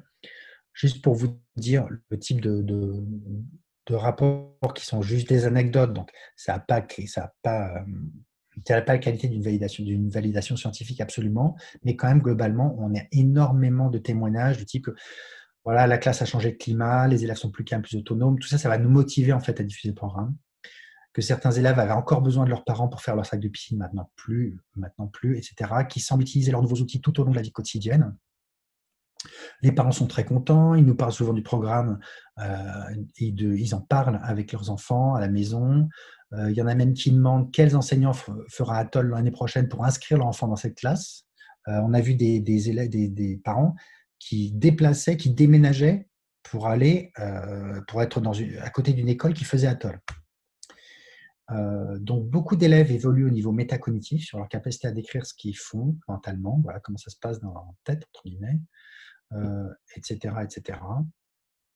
Et puis les enseignants qui disent que dans leur pratique pédagogique, les choses changent, qu'ils ont voilà, et une enseignante qui dit c'est tellement intégré maintenant dans mon quotidien et ma façon d'enseigner que je suis incapable de déterminer ce qui est dû à Atoll et d'autre part de lister ce qui a été modifié. Donc il y a vraiment une intégration. Moi j'ai une enseignante de CM2 qui m'a dit moi je fais plus Atoll parce que j'ai plus besoin de le faire, mais les collègues d'avant de CM1 l'ont fait, mes élèves arrivent formés entre guillemets. Donc voilà, etc. Donc tout ça n'a pas de valeur, aucune valeur scientifique, ce n'est pas des chiffres, mais ce sont des anecdotes qui sont quand même plutôt sympathiques. Bon, et puis l'ambiance de classe qui semble être un peu meilleure. Écrit en tout petit, on a quand même fait un questionnaire qui était anonyme sur 80, c'était en 2018, donc 80 enseignants qui avaient fait Atoll. C'était la première année où ils faisaient Atoll, donc il n'y avait pas encore une grande maîtrise du programme, mais globalement, vous voyez sur des questions comme à quel point est-ce que vous avez apprécié le programme Atoll, globalement positif, l'efficacité sur les capacités attentionnelles. On n'est pas dans du délire non plus. C'était des enseignants qui découvraient le programme, donc on est dans du plutôt positif à l'heure actuelle. Sur l'utilité, vous voyez qu'on est donc c'est ces petits histogrammes là qui montrent qu'on est plutôt biaisé vers quand même le favorable. Et puis beaucoup qui disent avoir quand même un peu changé leur geste professionnel. Et puis en termes de recommandations, donc là encore, c'est toujours motivant de notre part. Est-ce que vous allez réutiliser Atoll l'an prochain? Vous voyez que oui, on n'est pas loin de 90%. Les autres ne se prononcent pas simplement. Donc c'est quand même intéressant parce que ça demande beaucoup de temps, ça prend beaucoup de temps. Et donc qu'un enseignant, 90% des enseignants disent oui, l'an prochain, je recommence, donc je vais reprendre tout ce temps. Pour nous, c'est une indication de coût-bénéfice qui est quand même très intéressante. Et sur les recommandations, est-ce que vous recommanderiez Atoll à vos collègues? Donc, en fait, tous positifs, quoi. On est à 100% qui sont oui ou plutôt oui. Donc voilà. Donc, sur Atoll, sur le type de validation qu'on a, ce n'est pas vraiment des validations, on en est là. Il y a des difficultés. J'arrive tranquillement à la fin de mon exposé, ce qui laissera pas mal de temps pour les questions. On rencontre des difficultés de la part des élèves, notamment les élèves au collège, donc les élèves plus adolescents. Des élèves qui disent moi, je n'ai pas besoin d'améliorer mon attention parce que quand ça m'intéresse, je suis attentif. Et si ça ne m'intéresse pas, pourquoi je serais attentif? À quoi ça sert? De la part des enseignants, ils sont à la fois séduits par le côté très organisé, parce que vous avez vu que dans les séquences, tout est vraiment très expliqué, mais du coup, c'est un peu lourd, c'est 10 séquences, ça prend du temps à digérer. J'avais posé la question du problème de lassitude. Est-ce qu'au bout d'un moment, vous finissez par vous lasser? Et puis la réponse, beaucoup, c'était oui, mais finalement, comme pour toutes les matières, hein, quand on a expliqué 20 fois comment faire une multiplication à virgule, au bout d'un moment, on en a un peu marre. Il y a clairement une frustration de la part de ceux qui sont plus en attente de trucs et d'astuces pour reprendre le contrôle de la classe. Atoll n'est pas pour eux, c'est clair. Alors, il y en a qui nous disent que voilà, c'est critique essentielle, hein. La partie sur la métacognition leur paraît parfois trop théorique, d'avoir expliqué le cerveau, comment ça fonctionne, les fonctions cognitives. Et puis voilà, il faut être motivé par la question de l'attention, ça c'est très clair. Donc, ce n'est pas, moi je ne pense pas que ce soit pour tous les enseignants. Il faut que ce soit des enseignants qui arrivent avec une forte motivation pour la question de l'attention. Et c'est, haute limitation pour les chercheurs, c'est très chronophage en termes de formation. Moi, je fais régulièrement peut-être une trentaine d'interventions auprès de groupes d'enseignants, 30, 40 par an, ça prend vraiment beaucoup, beaucoup de temps. Une question qu'on pourrait poser qui est intéressante, qui est de savoir, parce que vous voyez que donc, le programme Atoll a été très diffusé. Il a été très diffusé alors qu'on n'a pas encore de papier scientifique qui montre qu'effectivement, les élèves sont plus attentifs après qu'avant. Donc, on pourrait critiquer cette approche, et de ce que j'entends tout à fait. Je n'ai pas de problème avec la dissémination du programme dans la mesure où je distingue la validité scientifique de sa validation. Pour moi, la validité scientifique, ça concerne voilà, ce qu'il y a dedans. C'est-à-dire que je garantis que tout ce qui est expliqué dans Atoll sur l'attention, etc., est validé par tout un corpus d'études scientifiques, ce qui fait que finalement, tout ce qui est expliqué aux enfants dans le cadre d'Atoll est vrai. Donc ça, c'est quand même très rassurant. Et du coup, à minima, on peut dire que quand bien même l'effet sur l'attention des élèves, on peut dire, bah, mais imaginons qu'il n'y a aucun effet. Bah, dans ce cas, on pourrait dire qu'on se situe, il faut éduquer l'attention des élèves, il faut leur expliquer ce qu'est l'attention, et de la même façon qu'il faut expliquer, il faut faire une indication du sommeil, pourquoi le sommeil c'est important, il faut expliquer pourquoi bien se nourrir c'est important, pourquoi l'hygiène c'est important, mais dans tous les programmes sur l'alimentation, le sommeil ou l'hygiène, vous n'avez pas derrière une validation, un processus de validation scientifique qui vous montre que effectivement les élèves se brossent plus les dents après qu'avant, ou prennent plus de douches après qu'avant, ou qu'ils mangent plus de légumes. N'empêche que le programme, bah voilà, au programme, on aura expliqué la pyramide alimentaire, etc. Donc, on peut tout à fait expliquer des choses sur l'attention qui sont vraies scientifiquement, sans avoir besoin d'une validation scientifique en termes d'efficacité sur les pratiques.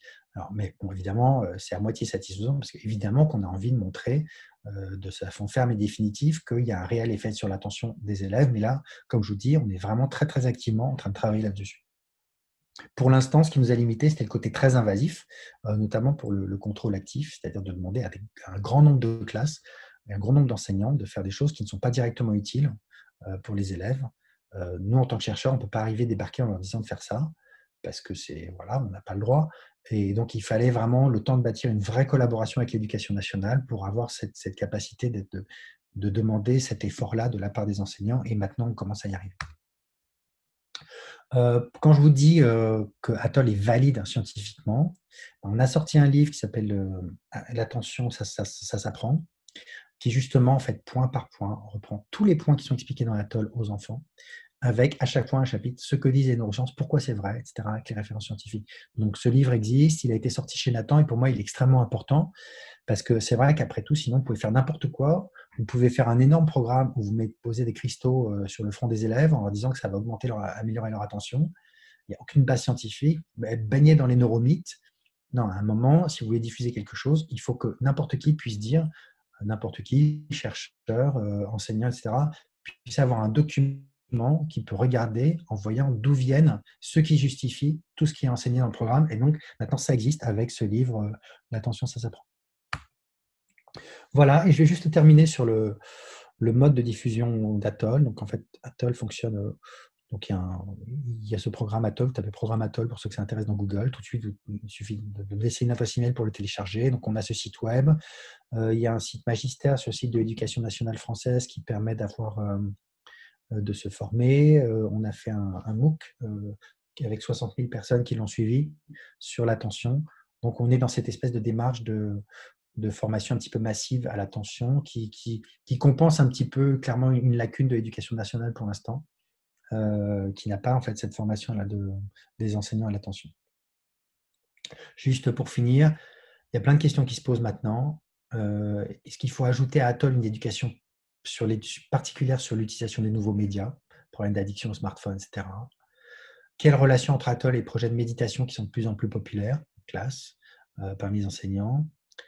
Et il y a des programmes qui existent. Vous avez un programme comme Énergie Jeune, qui est très peu connu, mais qui en fait touche 100 000 collégiens et qui est un programme de mobilisation, de motivation des élèves pour les faire, pour lutter contre le décrochage scolaire. Donc c'est un programme qui est énorme.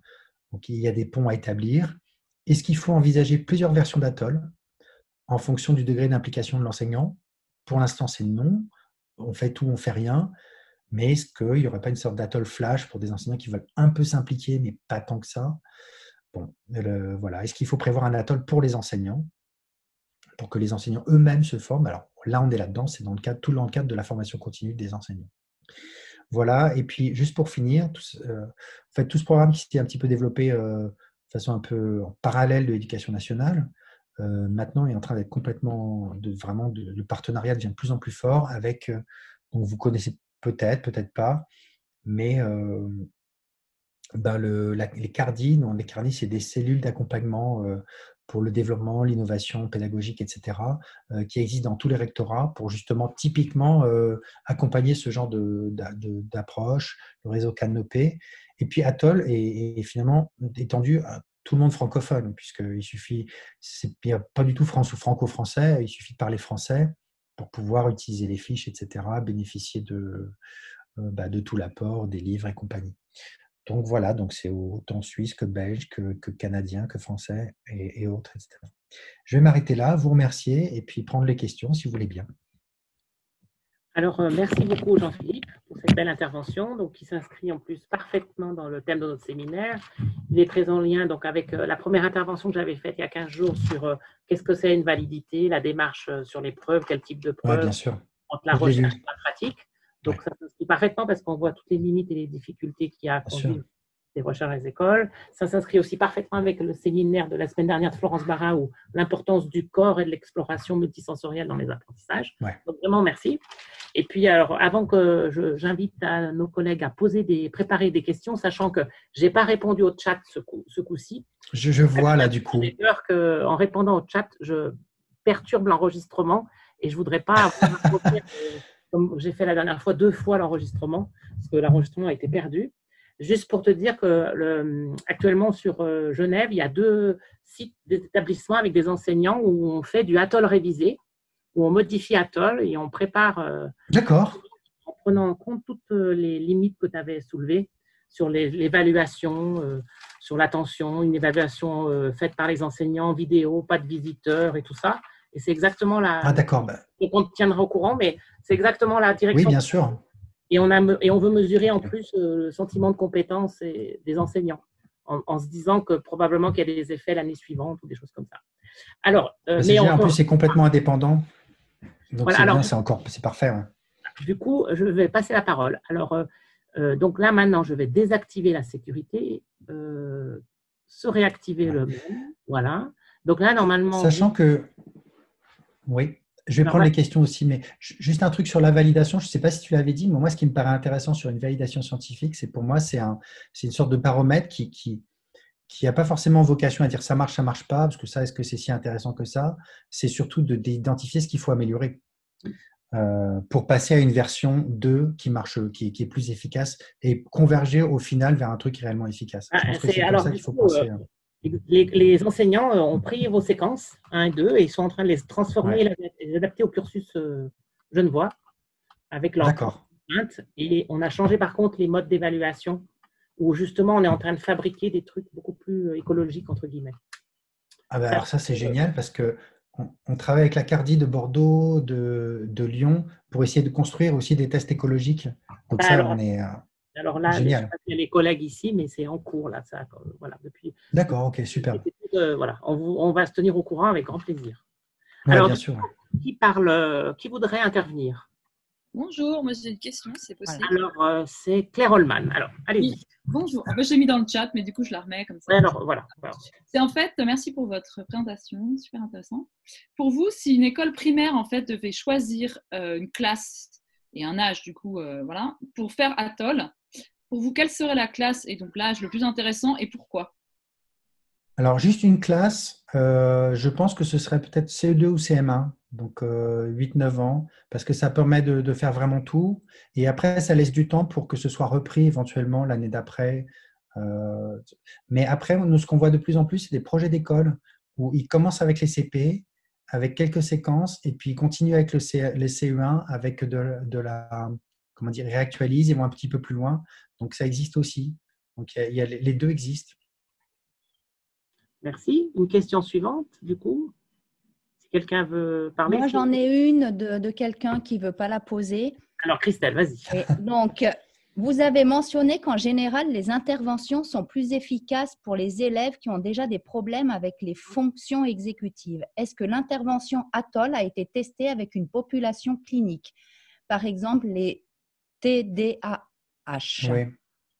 Non, pas spécifiquement. La raison pour laquelle, en fait, tout vient du test qu'on avait fait ou de ce test informatisé là, sur tablette, parce qu'on avait vu que les scores d'attention qu'on avait suivaient une sorte de gaussienne.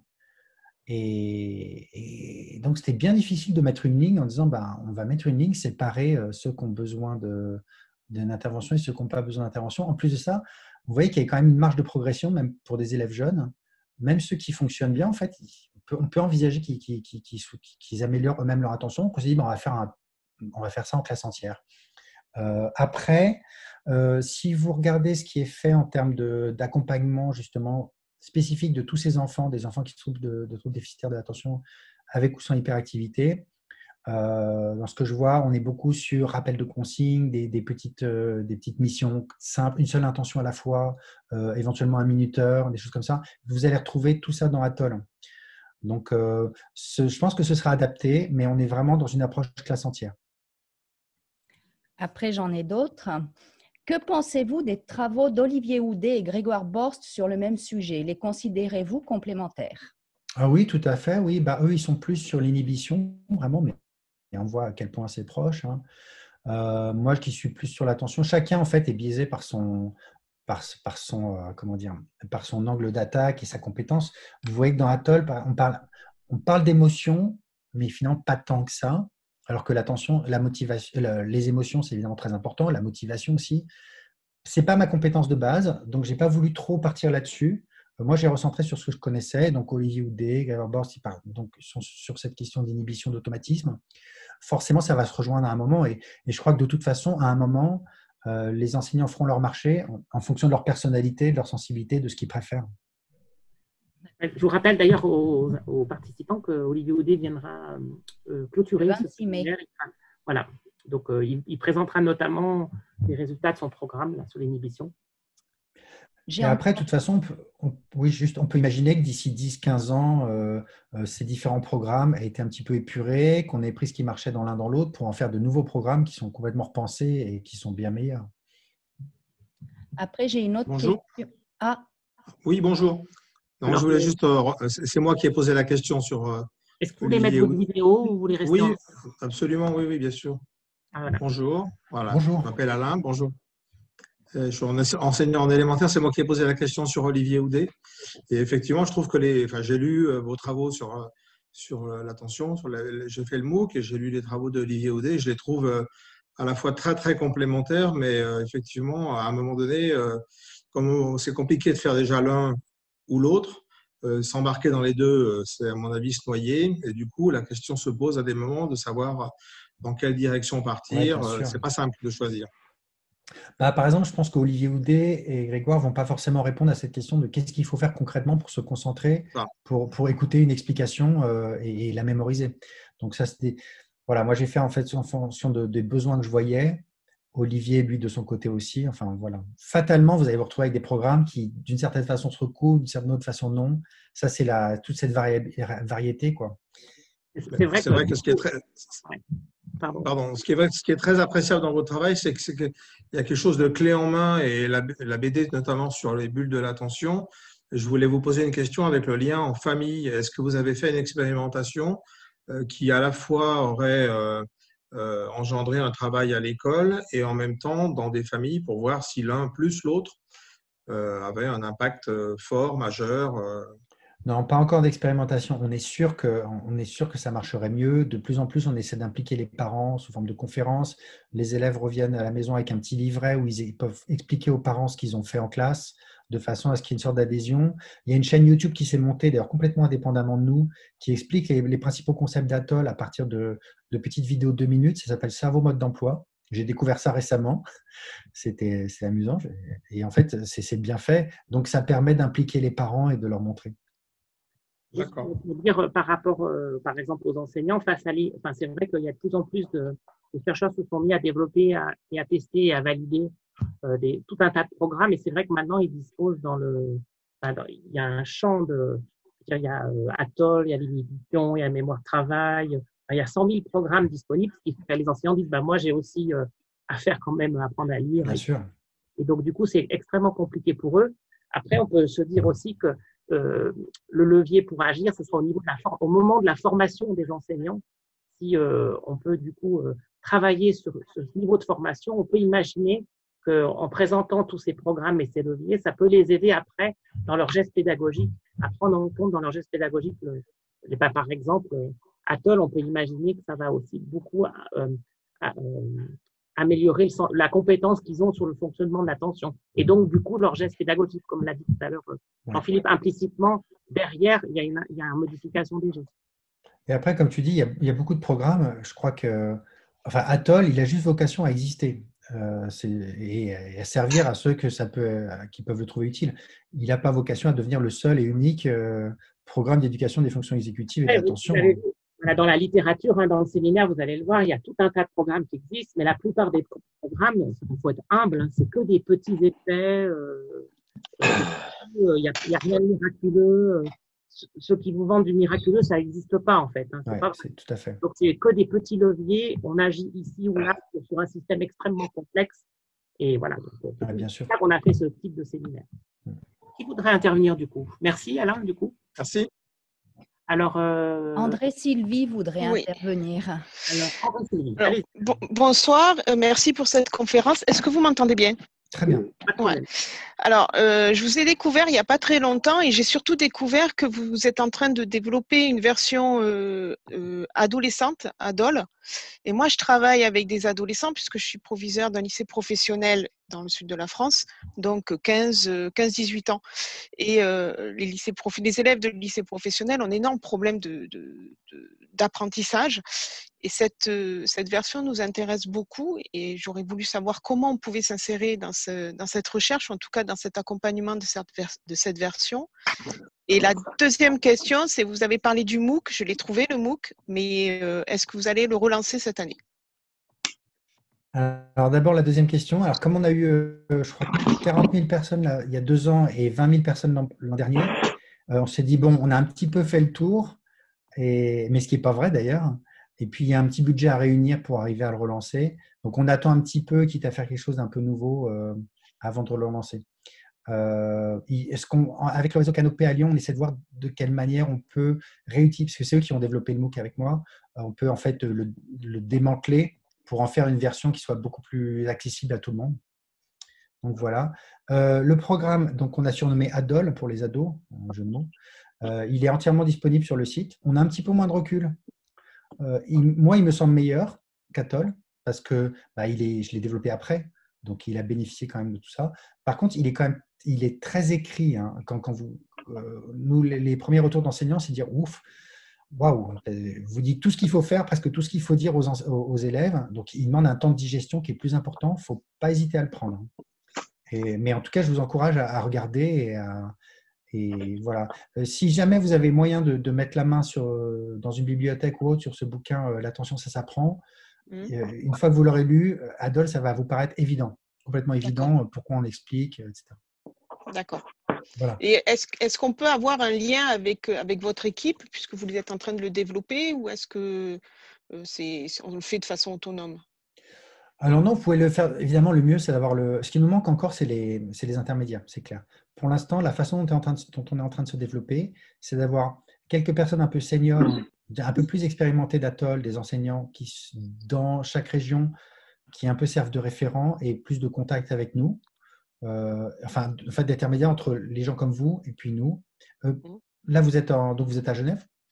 Non, je suis dans le sud de la France, moi. Ah, dans le sud de la France? Vous êtes où? À Orange. Orange, d'accord, ok. C'est le Vaucluse. Oui, bien sûr.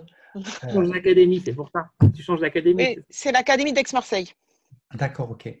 Bon, là, je n'ai pas de référent en tête, mais à la limite, pourquoi pas me contacter directement, et puis comme ça, on discute. Et puis, de temps en temps, on peut tout à fait envisager un petit Skype 2 fois par an pour vous aider, pour vous guider, etc. D'accord. Je vous contacte comment, du coup? Par mail, je vous donne mon mail. Alors, les mails, je suis pas le meilleur pour répondre aux mails très vite. Mais ton mail, il y a indiqué le livret, Jean-Pierre, le livret des archives, il y a l'indication de ton adresse. Donc, la dame peut la trouver. D'accord, ok, très bien. Swan, tu peux… Édouard Sec. Oui, volontiers. Merci. Volontiers, vous m'entendez? Oui, tout à fait. Oui, bonjour Jean-Philippe, c'est Swan. Je te remercie pour vraiment cette présentation très intéressante. Et j'avais une question par rapport à la dimension sociale d'Atoll. Donc, il y a effectivement, tu as cité certainement des effets positifs qui sont dus au fait de stratégies que l'enfant peut développer pour mieux maîtriser son attention. Mais tu as mentionné un commentaire d'un élève qui disait que c'était déculpabilisant.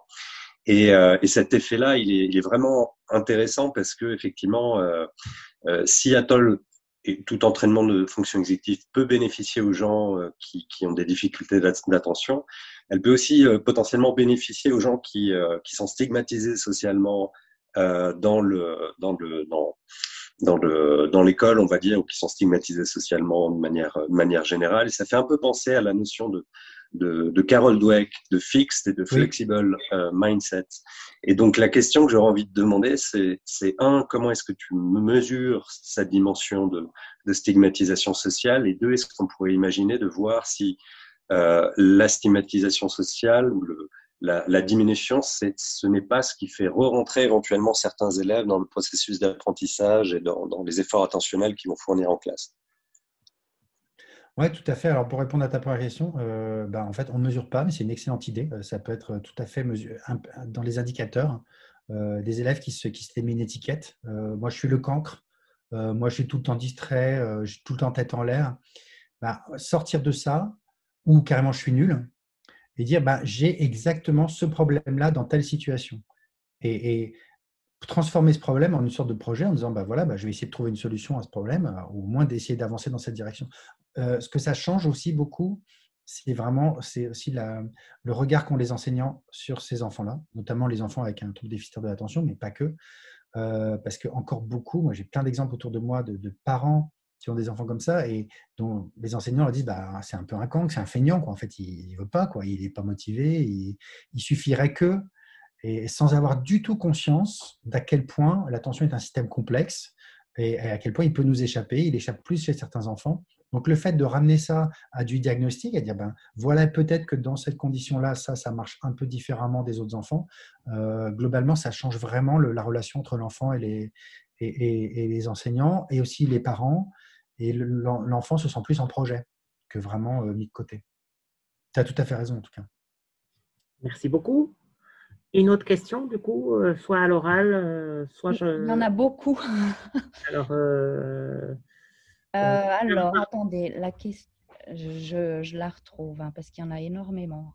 Est-ce qu'il y a une progression? Il y a une dame qui demande si on se lance dans un établissement, se lance dans le programme Atoll, y a-t-il une progression? Parce que quel niveau Il y a une progression qui est proposée, un exemple de progression qui est proposé où on dit, les CP, ils feraient tant, à 6 ans, ils font ça, à 7 ans, ils reprennent. Et puis, justement, je vois cette idée de piqûre de rappel. Oui, justement, des piqûres de rappel. Puis après, quand même, le but, c'est d'arriver à utiliser. Donc, Atoll, c'est bien, hein, c'est souvent fait.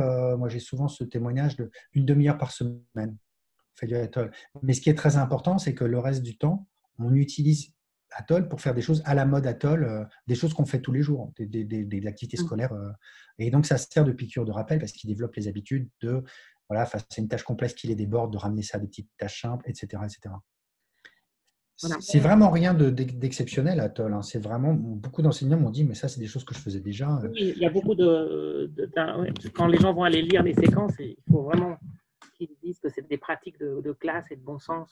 Exactement, très souvent. Mais qui sont souvent explicitées et organisées. Ce qui est fait. Voilà, c'est ça. Il y a également une question. En fait, c'est moi qui ai posé la question, c'est moi qui ai mis le commentaire. Voilà. Concernant la progression. En fait, ça veut dire que ces 10 séquences, une fois qu'on les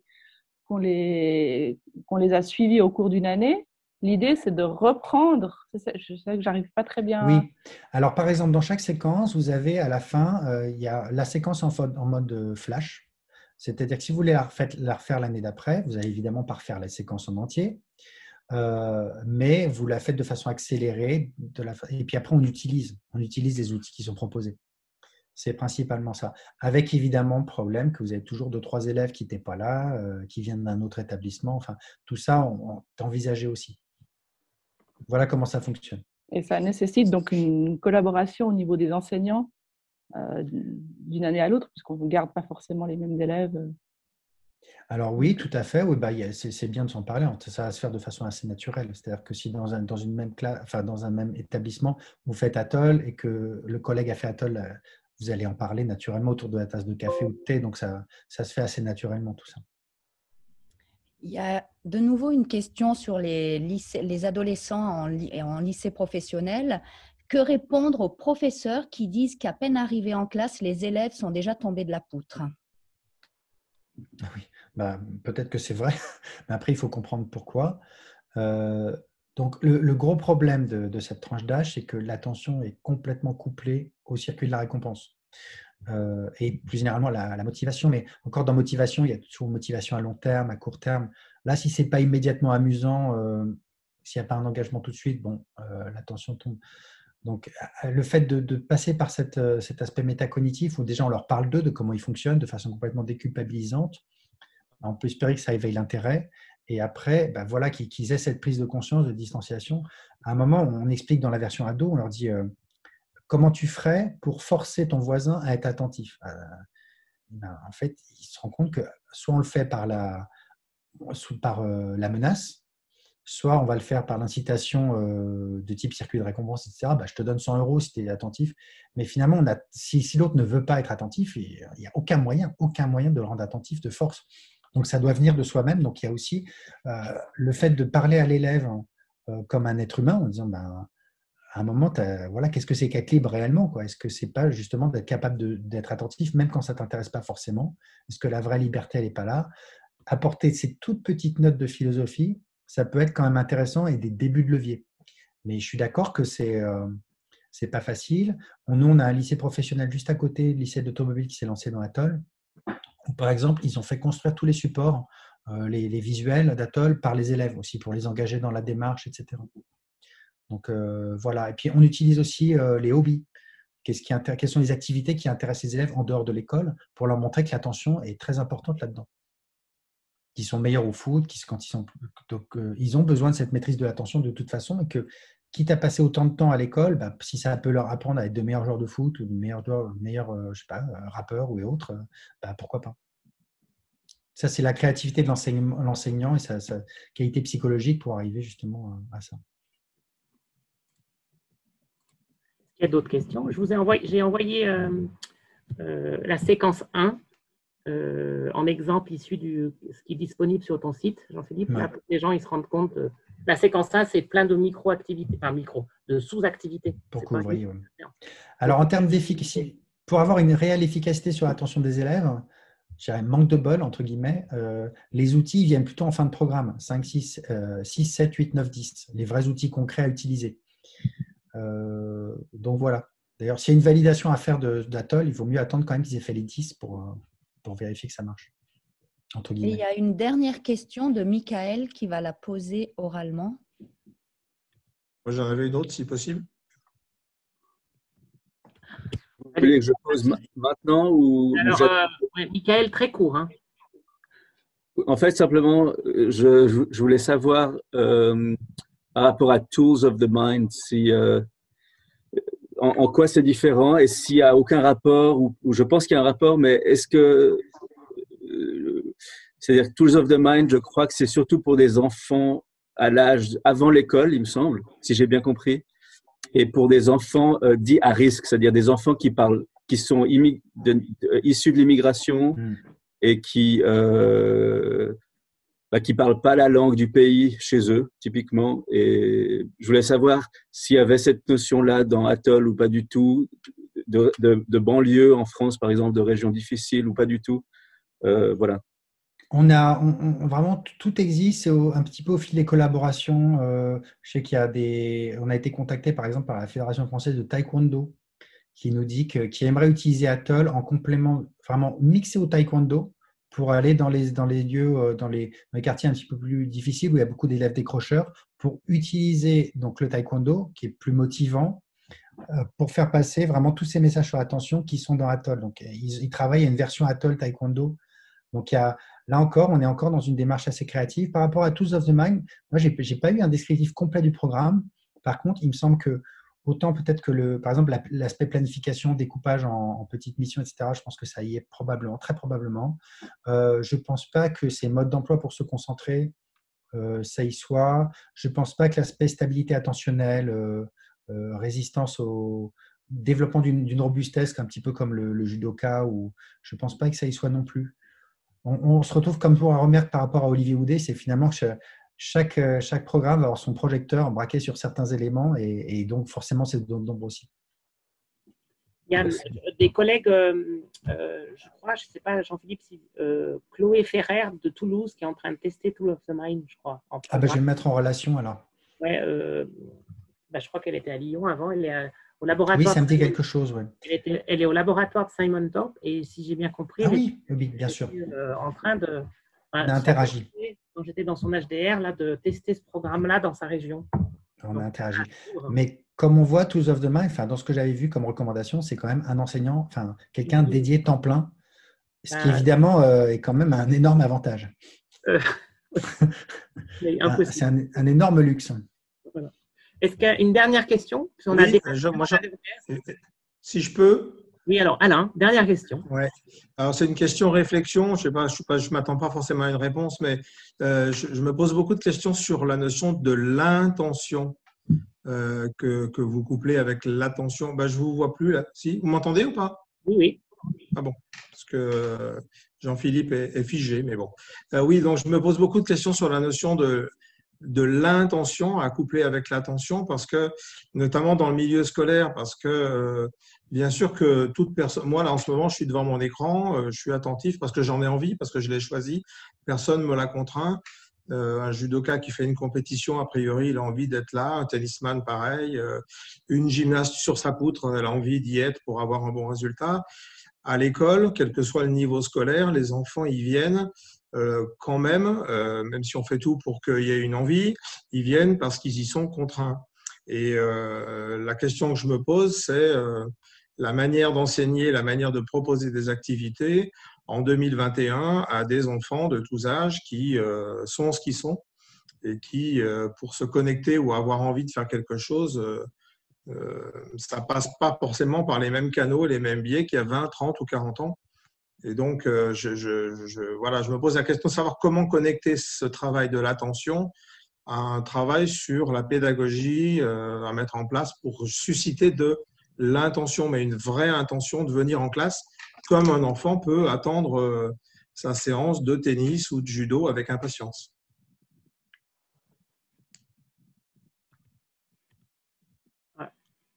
Ah. On a perdu…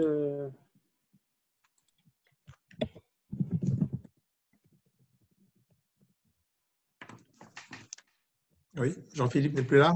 Non, on l'a perdu là. Il a peut-être dû couper son site. Et j'étais en train de remercier tout le monde pour votre participation pour cette belle conférence. Et Jean-Philippe l'a dit. Voilà, je suis là. C'était un peu violent comme ça s'est coupé tout ça. C'était pas moi qui suis parti en disant moins le quart. Bon. Allez, ciao quoi. Alors, si tu peux, est-ce que du coup tu as compris sa question ou tu peux faire une micro-réponse? Non, pas du tout. Je n'ai pas eu la dernière question du tout. Alors, je vais essayer de faire très vite si j'ai le temps ou pas. Ouais. Bien sûr. Je me pose la question quand on est attentif, nous, c'est parce qu'on a envie de faire quelque chose. Un sportif qui est attentif au judo, c'est parce qu'il veut gagner son combat. Quelqu'un qui monte sur une poutre, c'est parce qu'il veut gagner la compétition. Moi, je suis devant mon écran parce que j'en ai envie, on ne m'oblige pas. À l'école, la majeure partie du temps, il y a quand même une contrainte et une obligation et les enfants, ils viennent pas majoritairement parce qu'ils en ont une vraie, réelle envie intrinsèque. Donc, comment on prend en compte ça? Comment on aménage les pédagogies pour que, naïvement, mais je le dis sciemment, on puisse arriver à des pédagogies qui motivent un peu plus les élèves et donc qui les rendent plus attentifs? Vaste question. Alors ça, oui, d'emblée, je me suis désengagé de cette question en disant, nous, ce qui nous intéresse, c'est de rendre l'attention indépendante de la motivation autant que possible, même si elle ne sera jamais complète. Mais par exemple, on explique, et c'est surtout dans le programme ado, on dit, parfois, on va chez le médecin et ce qu'on lui raconte, ça ne va pas le passionner. La façon dont on est tombé, qu'on s'est cassé la jambe, et il y a des moments, ça ne va pas du tout l'intéresser, mais malgré tout, il est attentif parce que c'est son métier, tout simplement. Ou en milieu professionnel, des réunions, où il faut être attentif, même si ce n'est pas très amusant. Donc, on ne peut pas avoir une attention constamment couplée à son niveau de motivation et d'intérêt pour l'activité. Il faut forcément arriver à les séparer. Et donc, on essaie autant que possible de donner, par ces clés, la capacité d'être attentif, juste pour, à la limite, le plaisir d'être attentif et pour voir ce qui se passe. Donc, c'est un peu un vœu pieux, mais quand même, on essaie de défendre cette approche que l'attention en soi, elle peut être intéressante. elle peut être intéressante à développer comme capacité, voilà, indépendamment de si on aime ou on n'aime pas, même si évidemment, voilà, on n'y arrivera jamais totalement.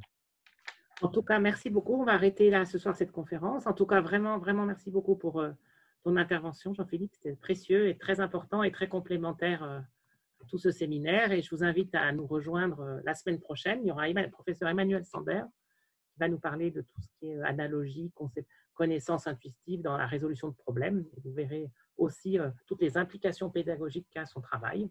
Et vraiment, merci beaucoup, Jean-Philippe. Ouais, merci à vous tous. Je regrette de ne pas être en vrai avec vous. Ouais, mais bon. D'ici quelques jours, normalement, on serait allé manger une fondue.